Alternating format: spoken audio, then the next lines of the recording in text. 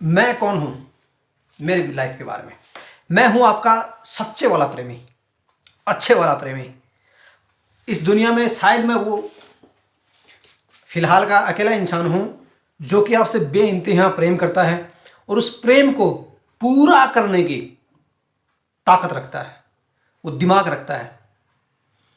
जैसे मान लो कि आप, हर माँ बाप अपने संतान से प्रेम करता है, लेकिन उसकी ज़िंदगी को वो अच्छा कैसे बनाए, हमेशा अच्छा कैसे बनाता रहे, वो जो करने की, उसे व्यवस्था देने की, उसे वो खाना पीना रहना, वो सब जो ज्ञान देने की, वो अच्छे से सोचे भला करे, वो जो ज्ञान देने की योग्यता है ना, वो लगभग किसी के अंदर नहीं होती है, वो मेरे पास है। दूसरा कि आपके अपने आपको इसलिए प्रेम करते हैं क्योंकि आप उनसे जुड़े हुए हैं डायरेक्टली, उनसे सीधा आपको फ़ायदा होता है, या यानी कि प्रेम ही क्यों ना मिले, ठीक है। लेकिन मैं तो आपको जानता भी नहीं पर्सनली, और आपको जान भी नहीं सकता, क्योंकि एक आदमी अपने पूरे जीवन काल में कुछ हज़ार लोगों को जान सकता है सिर्फ पर्सनली। इतने लोग तो कुछ घंटों में पैदा हो जाते हैं और मर जाते हैं, यानी 0/0 और अगर सार्वजनिक मान लो कि आप मुझे पीएम बनाते हैं, तो भी जो पीएम की पावर है वो मैं आपको हाथों हाथ ही दे दूंगा। सीएम बनाते हैं, सीएम की दे दूंगा, यानी कि जो आपसे मुझे मिलता है मैं उसको कई गुना करके वापस रिटर्न कर देता हूँ। तो मैं आपके प्रेम के लिए ही मेरी पूरी लाइफ जी है, ठीक है। और ये इतना आसान नहीं है। इसके लिए क्यों जी है, आखिर मैं क्यों जी रहा हूँ, बेवकूफ़ हूँ क्या, कोई नहीं जी रहा, मैं क्यों जी रहा हूँ, ठीक है। क्यों लगाऊँ मैं इसमें, इसमें मैं नहीं हूँ, मेरा कोई रोल नहीं इसमें। इसमें रोल होता है कि हम जिंदगी में जो करते हैं वो हमारे कोड पे डिपेंड होता है, ठीक है। हमारा रंग रूप, हमारी बॉडी आकृति, ये सब होते हैं डीएनए कोड से, डीएनए कोड। और एक होता है सुपर कोड, जीवन का कोड। वो होता है कि मेरे अंदर है संपूर्ण कोड, ठीक है। आपके अंदर या तो श्रेष्ठ कोड है, या फिर साधारण कोड है, या फिर फॉल्ट कोड है। संपूर्ण कोड का मतलब है, जैसे मैं अभी वीडियो बना रहा हूँ, इस टाइम आप भी जी रहे हैं, मैं भी जी रहा हूँ, खरबू जीव भी जी रहे हैं, वनस्पति जी रहे हैं, हवा पानी मिट्टी, ये चांद तारे धरती और पूरा यूनिवर्स जी रहा है। ये चलता है संपूर्ण व्यवस्था में। क्या चलता है? संपूर्ण व्यवस्था में, ठीक है। और हमारी जो अकेले की जिंदगी है वो चलती है सिंगल कोड में, ओके। तो आपके पास क्या है, या तो श्रेष्ठ कोड है। श्रेष्ठ कोड में आदमी सबसे श्रेष्ठ बनना चाहता है, ठीक है, खुद के लिए जुगाड़ करना चाहता है सबसे अच्छा वाला। या फिर साधारण कोड, साधारण कोड का मतलब है कि भूख लगने के ऊपर ही, मतलब कि खाना बनाने की सोचें, पहले नहीं, ठीक है। जब बच्चा रोएगा तभी उसकी माँ उसको दूध पिलाएगी। यह कहें कि जब प्रेशर बनता है तभी टॉयलेट की तरफ भागते हैं। ऐसा नहीं है कि हम रोज़ाना, हमारी आदत है कि हम पैदल चल के जाते हैं और फ्रेश हो जाते हैं, ठीक। ये होता है साधारण कोड। एक होता है फॉल्ट। फॉल्ट कोड वाला कैसे भी हो सकता है, ठीक है। वो श्रेष्ठ और साधारण कोड में फॉल्ट उसका कैसे भी हो सकता है। तो इस कोड के कारण से मेरी जो लाइफ है बचपन से ही वो सुपर प्रेमी की है, यानी कि मैं किसी को ना दुखी नहीं देख सकता, ठीक है। अगर कोई दुखी है तो मैं उसके दुख में शामिल हो जाता हूँ। फिर मैं ये चीज़ करने में लग जाता हूँ, इसका दुख दूर कैसे हो, ठीक है। अब छोटा बच्चा था तब तो नहीं कर पाता था, लेकिन मुझे अच्छी तरह से याद है कि हमारे घर में जब कोई एक बिल्ली का बच्चा मर गया था, ठीक है, या गाय भैंस के जो बच्चे होते हैं वो मरते थे, तो हम बैठ के ना रोते थे। वो बीमार हो जाता था, हम उसको उसकी सेवा में लगे रहते थे, हम बहुत दुखी होते रहते थे, ठीक है। मेरे गांव में कोई भी इंसान मरता था, मैं उसके घर भागा भागा जाता था, फिर शमशान तक उसके साथ जाता, सोचता रहता दिमाग में आखिर ये कैसे हो गया, कैसे चल रहा है। फिर जब बड़ा हुआ तब हमें पता चला कि समस्याएं वो राजनीति के कारण से होती हैं, ठीक है। न्याय है वो कोर्टों के कारण से उसकी वो प्रॉब्लम है, बाकी प्रशासन की वजह से है, बाकी इंसान की अपनी कुछ इच्छाएं हैं उनके कारण से है। तो जो बड़ा होता गया तो दुनिया के अंदर घुसता गया, यानी दुखी होने के कारण मैं बड़ा जानता गया, ज़्यादा लोगों के बारे में जानता गया कि इतने लोग दुखी हैं, इतने लोग भूखे सोते हैं, इतने लोगों के पास न्याय नहीं है, ठीक है। इतने लोग हैं वो अज्ञानी हैं, भ्रम में है, इतने लोगों को भ्रम में यानी ज्ञान की चॉकलेट दे के और उनसे कुकर्म कर दिया जाता है, ठीक है। तो मैं उन सब के बारे में उसमें फंस गया फिर। और खुश नसीब हूँ मैं कि हमारे पास आज इंटरनेट आ गया है, ठीक है। हमारे पास डीटीएच आई थी सबसे पहले, उसके कारण से पूरी दुनिया को जानने का मौका मिला आखिर चीज़ें कैसे किस लेवल पे होते हैं उससे। और फिर साथ साथ में देखें, मैंने हर सब्जेक्ट की पढ़ाई की है। जब 11वीं क्लास में था मैंने बायोलॉजी ली, उसमें केमिस्ट्री फिजिक्स था। पहले हम आर्ट की पढ़ाई करते थे, फिर मैंने psychology, philosophy, history, geography, SS, यानी जितने भी सब्जेक्ट हैं वो सारे पढ़े, ठीक है। पूरी हिस्ट्री पढ़ी। और हम खुश नसीब हैं कि इंटरनेट आने के कारण से डीटीएस में डिस्कवरी चैनल्स आते हैं, हिस्ट्री के चैनल्स आते हैं, ज्योग्राफी के चैनल्स आते हैं, वर्ल्ड वाइड उसके चैनल आते हैं, और फिर इंटरनेट के ऊपर तो पूरी दुनिया में जो रिसर्च होता है वो सीधा ही हमारे पास आ जाता है। तो मैं उनको है ना उस रिसर्च को पढ़ता गया। तीसरा क्या है कि पॉलिटिकली हम देखें तो कांग्रेस बीजेपी तो हमारे खून में है। कांग्रेस के पक्ष में वाले मेरे मामा हैं और बीजेपी वाले में हमारे दादा पक्ष हैं। बाकी मैं जब स्कूल में था 12वीं क्लास में, तभी से मैंने कम्युनिस्टों के साथ में काम करना शुरू कर दिया था। मेरे घर वालों को नहीं पता होता था, मैं स्कूल में जाता था और मैं कम्युनिस्टों के साथ में काम करता था। ठीक है। उसके बाद में अगर पॉलिटिकली देखें तो हर रैली में जाना, और राजनीति के तौर पर मेरा गाँव बड़ा वो है, एडवांस है। ठीक है। बदमाशी की दुनिया भी, यानी ये सब बदमाशी कैसे होती है, अपराध की दुनिया है, वो भी हमारे गांव में सबसे, उसको भी मुझे नॉलेज मिला। पॉलिटिक्स में फिर हम देखें तो मैं रामदेव के आंदोलन में गया, क्योंकि भाई भ्रष्टाचार चरम पे था कांग्रेस राज में। ठीक है। लूट चरम पे थी, तो हमें ये ख़त्म करना है, देश को अच्छा बनाना है, राष्ट्रवाद था। तो वो कैसे हो, तो मुझे पता चला कि भी रामदेव बाबा ये करने वाले हैं। तो मैं घर वालों को बिना बताए वहाँ गया। ठीक है। वहाँ पे मैंने देखा, आंसू गैस को मैंने झेला, मैं वहाँ पे भगत सिंह बन गया। ठीक है। वहाँ से भगा दिया हमें। फिर मुझे वो चीज़ें समझ में आई। उसके बाद मैं अन्ना हज़ारे के आंदोलन में गया, घर वालों को बिना बताए। एक बार जब बता के जा रहा था तो घर वालों ने मुझे बहुत गालियाँ निकाली, तो हमें बर्बाद कर देगा, हमारे सारे पैसे खर्च कर दिए तूने। फिर मैं उनको बिना बताए, मेरे पास एक पैसा नहीं था, पैदल चल के गया 20 किलोमीटर। फिर वहाँ से ट्रेन में बिना टिकट के, यहाँ पे DTC बसें हैं फ्री, खाना भाई जंतर मंतर में मिल ही जाता है रामलीला मैदान में आंदोलनों के अंदर। फिर वापस घर चला जाता था। ठीक है, ये पॉलिटिकल नॉलेज है। अरविंद केजरीवाल के आंदोलन में गया। ठीक है। ऑल पार्टियों का FDI का जो यहाँ पे बंद था भारत बंद, मैं उसमें गया। कम्युनिस्ट मुझे लेके आए भारत बंद में, अपने भारत बंद में, यानी टोटली दिल्ली हो गया मैं। फिर वहाँ से मैं JNU में गया। फिर तो मैं यहाँ रहने लग गया दिल्ली में, और फिर मैं सुबह जंतर मंतर जाता, शाम को आता, सबके साथ में नारे लगाते रहता। यहाँ पे मुझे नॉलेज मिला, ये पॉलिटिकल नॉलेज है। इसके बाद में 2014 के चुनाव आते हैं, उनमें मैं बनारस गया, अमेठी गया। ठीक है। घर वालों को बिना बताए उनसे लड़ झगड़ के मैं वो चला जाता था। और मेरे घर वाले अच्छे भी हैं, मुझे प्रेम करते हैं, वो मुझे एक्सेप्ट कर लेते थे। ठीक है। क्योंकि मैं पढ़ाई में बहुत अच्छा हूँ, पढ़ाई साथ में चल रही थी, कॉलेज की पढ़ाई चल रही थी, और मैं काम बहुत करता हूँ, मेहनती बहुत हूँ। इसलिए फसल का टाइम आता है 3 महीने का, तो उसमें धड़ाधड़ काम करता हूँ मैं। ठीक है। ट्रैक्टर रखते हैं हम, कई गाँवों का काम करते हैं, तो वो मैं करता हूँ मेरे पापा के साथ में। तो कमाई भी चल रही होती है। मेरे दादा वो हेडमास्टर थे, उनकी तनख्वाह भी आ रही होती है, सब कुछ अच्छा हो रहा था। ठीक है। इसलिए सब कुछ एक्सेप्टेबल था। मैंने मेरे घर वालों के 10 लाख से ऊपर करीबन खर्च किए हैं, यानी कमाई का 1/3 हिस्सा। तो वो दुखी तो थे, मुझे कोसते थे, लेकिन वो मुझे है ना प्रेम भी करते हैं। ठीक है। 2014 में चुनाव आते हैं, बनारस अमेठी हो गया। वहाँ पे पूरी जो नेता है वहाँ पे बनारस में, उनको साथ में वो चीज़ें सीखने का मौका मिला। राहुल गांधी से मैंने हाथ मिलाया। उसके बाद में दिल्ली में चुनाव हुए, मैं उसमें गया। दिल्ली में चुनाव होने से जो आम आदमी पार्टी आई, उससे मुझे यकीन हुआ कि हाँ, हम लोकतांत्रिक तरीके से, मतलब कि एक अच्छे विकसित तरीके से मतलब कि हम मैच्योर हो गए हैं हम लोग, और हम अच्छा कर सकते हैं, उससे ये कॉन्फिडेंस भी आया। उसके बाद 2019 के चुनाव में गया। अभी 2019 का चुनाव हुआ। ठीक है। अब अभी गुजरात चुनाव में भी गया, नहीं सारे चुनाव में। फिर दूसरा क्या है कि कौन सा नेता क्या भाषण दे रहा है, वो मैं लाइव उससे जुड़ा रहता हूँ, टीवी के माध्यम से, अखबारों के माध्यम से, यानी पूरी जो नॉलेज है वो चलता रहता है साथ में। ये तो पॉलिटिकली हो गया। अब देखिए, शिक्षा का नॉलेज हो गया, सारे सब्जेक्ट पढ़ लिए मैंने, BA कर ली, B.Ed कर ली, टीचर ट्रेनिंग कर ली, MA कर ली। ठीक है। सारे सब्जेक्ट पढ़ लिए, और अब पढ़ाई है वो आजकल पूरी इंटरनेट पे है, पूरी रिसर्च है, वो साथ में चल रहा है।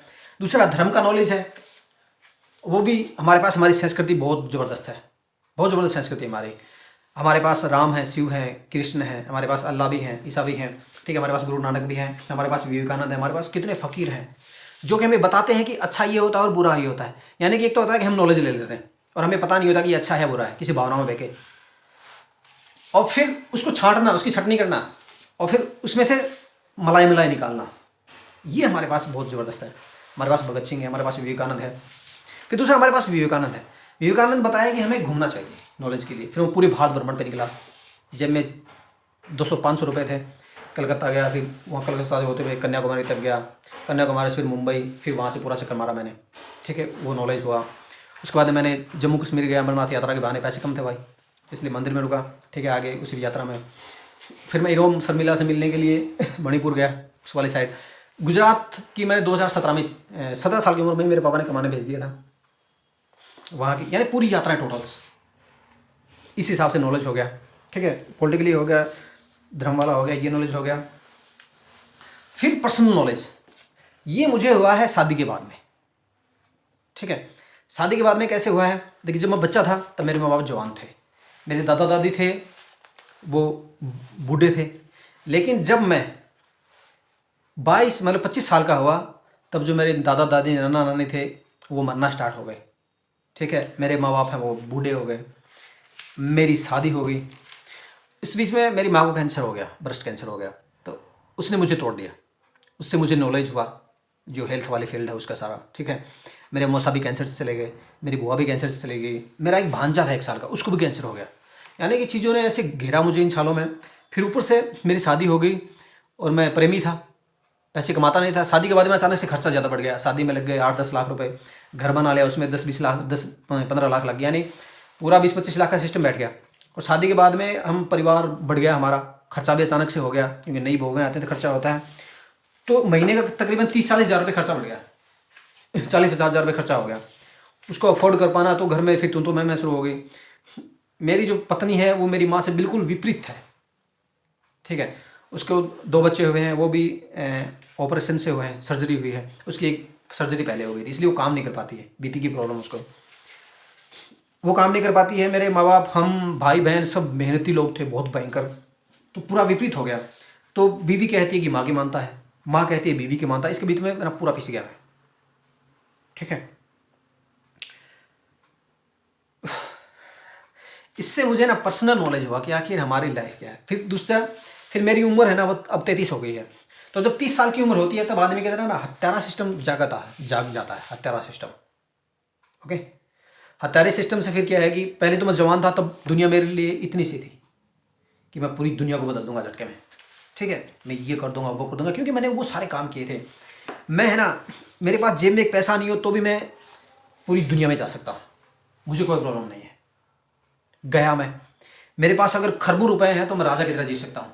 यानी कि मेरे पास संपूर्ण कोड है, इसलिए मेरे पास श्रेष्ठ कोड भी है और नॉर्मल कोड भी है, और नॉर्मल से नॉर्मल भी है। जैसे एक करोड़पति होता है, उसके पास लाख रुपए होते हैं, 1000 रुपये होते हैं, 1 रुपया भी होता है। ठीक है, लेकिन 1000 वाले के पास लाख करोड़ नहीं होते। तो मेरे पास वो सब है, यानी कि मैं बिल्कुल कंगाली की लाइफ भी जी सकता हूँ, राजा की लाइफ भी जी सकता हूँ, रोड पे भी सो सकता हूँ, सोता हूँ। ठीक है, शमशान में भी सो सकता हूँ, शमशान में भी टाइम काट सकता हूँ, महल में भी, A to Z लाइफ। तो 30 साल से पहले तक मेरी बॉडी के अंदर एनर्जी थी, वो बन रही थी भयंकर। तो दुनिया मेरे लिए इतनी सी थी, मैं सब कुछ कर दूंगा। लेकिन जब हत्यारा सिस्टम जागता है हमारे अंदर, ये नॉलेज नया है, तब हमारा खुद का शरीर ही हमें खुद को मारने लगता है। जो हम बूढ़े होकर मरते हैं, एक्चुअली मरते नहीं है, हमारा शरीर हमें मारता है, वो हत्यारा हमारे अंदर होता है। तब हमें जरूरत होती है साथ की, प्रेम की। और तब मुझे क्या मिला? घर में ग्रह कलेश मिली, पत्नी ऐसी मिली कि जो मतलब कि खुद से ही दुखी है। 3-3 सर्जरी होने के बाद में आदमी है वैसे, और उसको बीपी ऊपर से। ठीक है, और उसकी आदतें बहुत नॉर्मल सी किसी की सुन नहीं सकती वो। ठीक है, ईमानदारी उसके पास नहीं है, यानी कि सब कुछ उल्टा। तो मैं उसके पीछे पिस गया। अब मैं मेरे माँ बाप को भी नहीं छोड़ सकता। ठीक है, उनको छोड़ दूँ तो पापा हैं वो हार्ट पेशेंट है, माँ बाप कैंसर पेशेंट है, वो लंबा नहीं जी पाएंगे। और अगर बीवी को छोड़ दूँ तो बीवी मर जाएगी, उसको बीपी है, उसकी वो सिजेरियन है, 2 बच्चे हो गए हैं। यानी उनके बीच में ना पिस रहा हूँ मैं, अभी पिस रहा हूँ आज भी। ठीक है, अभी घर वालों ने, फिर घर वाले हैं वो सामाजिक सिस्टम में विस्तारवाद कोड चल रहा है, विस्तारवाद चल रहा है। विस्तारवादी पहचान है, इज्जत है, चौधर है, नाम है, सल्तनत है। वो मुझे कहता है कि विस्तारवाद करो। विस्तारवाद के लिए का मतलब है आप श्रेष्ठ बनो, आप दूसरों को झूठ बोलो, लूटो या कुछ भी करो, पैसा कमाओ। ठीक है, नौकरी करो। वो मैं कर नहीं सकता, इसलिए मैं घर से पैसे ले आता हूँ 2-3 हज़ार रुपये, और आ जाता हूँ, वो ख़त्म हो जाते हैं, फिर मैं घर चला जाता हूँ। फिर घर वाले मुझे गालियाँ निकालते हैं कि तू इतना बड़ा हो गया, बच्चों का बाप हो गया है, क्या है ये सब, और समय मुझे करने में नहीं देता है। अब मेरे पास एक पैसा नहीं है। ये अंकल का लड़का रहता है गुड़गांव में, उसके पास ठहरा हुआ 10-15 दिन हो गए हैं, टाइम कट रहा है, आगे मुझे पता नहीं है कैसे क्या होगा। ठीक है भाई, समझ नहीं आ रहा कि अब मैं सिर्फ आपके लिए जीता हूँ, मैं ज़िंदगी का नौकर हूँ। ठीक है, उसका गुलाम हूँ मैं, जीवन का, प्रेम का। मैं सबको अच्छा बनाना चाहता हूँ। भाई साहब, ये होगा कैसे? क्योंकि देखिए, मैंने इसकी कोशिशें की हैं। मैंने पंपलेट निकलवाए पहले, वो पंपलेट लगाए कि मैं आपका प्रेमी हूँ। विश्वास नहीं होता लोगों को, मजाक चल रहा है क्या। फिर मैंने पंपलेट निकलवाए, मैं आपको राम राज्य दूंगा। देखा मजाक कर रहे हो गया है, मतलब मेरा सारा पैसा खर्च होता था उसमें। दोस्तों से उधार ले लिया, सबसे उधार ले लिया है मैंने, सब पैसे मांगते हैं। यानी लोग मजाक समझ रहे हैं यार, कोई सीरियस नहीं ले रहा। क्योंकि आप सब है ना एक सीमित मानसिकता के गुलाम हो, और कोड के भी आप संपूर्णता को सीख नहीं सकते। भाई मेरे समझ में नहीं आ रहा कि मैं कैसे घुसूं इस दुनिया में, कैसे समझाऊं यार, कैसे बताऊं कि देखिए मैं हूं आपके लिए, मैं हूं, वो मैं ही हूं, मुझे चुना गया है। ठीक है आप मेरे साथ आइए, हम मिलके है ना सब सही कर लेंगे। तो मेरे पास वो नॉलेज है, मैंने आपके लिए है ना वो लाइफ जी है। वो असंभव को संभव करने वाली जो पावर्स है वो मेरे पास है। पता नहीं चल पा रहा यार, मैं कैसे आपको समझाऊं यार। मतलब ऐसा लगता है कि मुझे ना बाबा बनना पड़ेगा। ठीक है और है ना आपको ना, देखो आपको क्या चाहिए, थोड़ा रोमांटिक वाला नॉलेज चाहिए है ना।